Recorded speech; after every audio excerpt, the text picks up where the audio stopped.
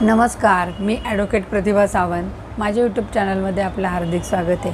आजचा जो टॉपिक आहे तो याच्यासाठी आहे की समजा बायको ही हायली एज्युकेटेड आहे किंवा उच्च शिक्षित आहे आणि कमावती पण आहे, नोकरी करणारी आहे, तर त्या बायकोला मेंटेनन्स मिळू शकतो का, खावटी मिळू शकते का, या संदर्भाचा आहे. तर आता हायली एज्युकेटेड आत्ताची सध्याची आपण परिस्थिती बघतो की बऱ्याच मुली आता शिकलेल्या आहेत. लग्नाच्या आधी पण त्या नोकरी करत असतात आणि लग्नानंतरही त्या नोकरी करतच असतात. परंतु आता कधीकधी असं होतं की लग्नानंतर नोकरी करतायत, संसार बरेच दिवस चाललेला आहे, परंतु काही कारणास्तव नवरा बायकोंचे खटके उडायला लागले. तर त्याचं शेवटी रूपांतर त्यांची मोठ्या भांडणात होतं आणि शेवटी दोघंही ठरवतात की आता डायव्होर्स घ्यायचा आहे. मग याच्यामध्ये कधीकधी असं होतं की ती स्त्री काही कारणास्तव नोकरी सोडते किंवा तिला ती नोकरी करणं शक्य नाही, काही कारणांनी नोकरी जाते.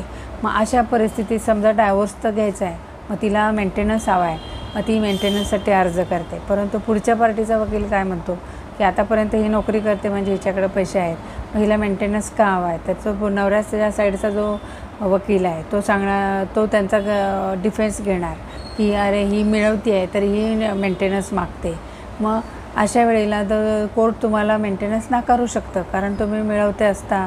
नंतर त्यांच्याकडे स्लिप असतात की ह्यांना मिळवते आहेत, ह्या शिकलेल्या आहेत किंवा सध्या परिस्थितीला तिने नोकरी जरी सोडली असेल तरी आताही तिला चांगल्या प्रकारची नोकरी मिळू शकते, चांगल्या पगाराची.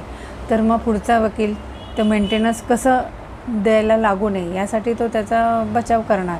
परंतु कधीकधी अशी स्थिती असते की ती पत्नी जी आहे इतके वर्ष संसार केला आहे, काही तिला फिजिकल प्रॉब्लेम्स येत असतात किंवा शारीरिक मानसिक प्रॉब्लेम्स आहेत किंवा मुलांचा खर्च आहे आणि तिला जो पगार मिळतो आहे तो पुरेसा नसतो किंवा ती शारीरिक त्रासामुळं जो पण काही घटना घडलेली असेल त्याच्यामुळं ती सध्या मिळवू शकत नसल्यामुळे तिला मेंटेनन्सची गरज असते. मग अशा परिस्थितीत जर तुम्हाला मेंटेनन्स हवा असेल तर तुम्हाला कशा प्रकारचं ते ॲप्लिकेशन करावं लागेल की जे मेंटेनन्स ॲप्लिकेशन आहे त्याच्यामध्ये तुम्हाला असं लिहावं लागेल एक क्लॉज की मी जरी आधी नोकरी करत असेल किंवा आताही करत असेल, परंतु मी आता सध्या जी नोकरी करण्यासाठी मी अनेबल आहे, म्हणजे मी तो मिळवती आत्ताच्या स्थितीला माझ्याकडं कुठल्याही प्रकारचा अर्निंग सोर्स नाही आहे किंवा I am unable to maintain herself, म्हणजे मी स्वतःला मेंटेन करण्यासाठी किंवा माझा उदरनिर्वाह करण्यासाठी अनेबल आहे की म्हणजे मी ॲबिलिटी नाही आहे माझी मी नोकरी करण्याची. असा त्याच्यात ग्राउंड लिहावा लागेल की ते एक पर्टिक्युलर जो क्लॉज असतो तो तसा मांडावा लागेल.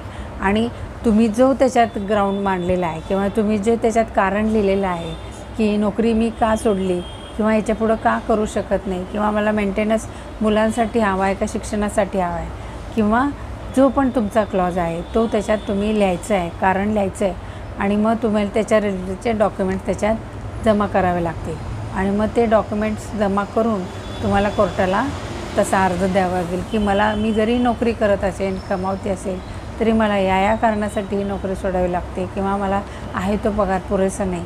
ही सगळी कारणं देऊन त्याच्या रिलेटेडची तुमचे डॉक्युमेंट्स त्याला जोडावे लागतील आणि तो अर्ज करावा लागेल. तर अशा जर हे कारण तुमचं पटलं की तुम्ही जे दिलेलं आहे ते कोर्टाला मान्य झालं तर तुम्हाला जरीही तुम्ही हायली एज्युकेटेड असाल किंवा कमावते असाल तरीसुद्धा कोर्ट ते कारण योग्य असेल तर मेंटेनन्स तुम्हाला देऊ शकतो.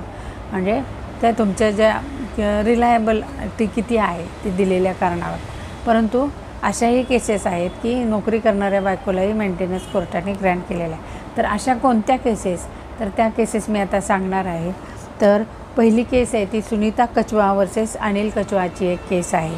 तर ती आपण त्याचं सायटेशन बघूया. AIR 2015ची केस आहे. सुप्रीम कोर्ट केस 554 अशी ही केस लॉ आहे. दुसरी केस लॉ आहे भगवान दत्त वर्सेस कमलादेवी अशी ही केस आहे. भगवान दत्त वर्सेस कमलादेवी ती ठरलेली आहे की 1975ची केस आहे. सुप्रीम कोर्ट केस 386 1975ची केस. आता तिसरी केस लॉ आहे ती संजय दामोदर काळे वर्सेस कल्याणी दामोदर काळे ही केस लॉ आहे. AIR 2020ची केस आहे. बॉम्बे हायकोर्टाची 725 अशी ही तिसरी केस लॉ झाली. आता चौथी केस लॉ आहे ती अशी शैलजा अँड अदर्स वर्सेस कोबण्णा कोबडणं. आता ह्याचे सगळे मी आपण वर तुम्हाला सगळे हेडिंगमध्ये देणार आहे, ते तुम्ही बघून घ्या याचे सायटेशन सगळे.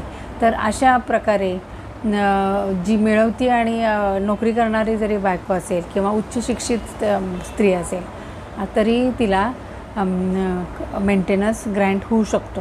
ह्या केसला ह्या तुम्ही त्यांचा आधार घेऊन जर तुम्हाला मेंटेनन्स हवा असेल काही कारणास्तव आणि तुम्ही नोकरी करत असाल तरी ह्या केसचा आधार घेऊन तुम्ही कोर्टात मेंटेनन्ससाठी अर्ज दाखल करू शकता. तर असा हा व्हिडिओ जो आहे तो तुम्हाला आवडला असेल तर लाईक करा, शेअर करा आणि कॉमेंट्स करा. धन्यवाद.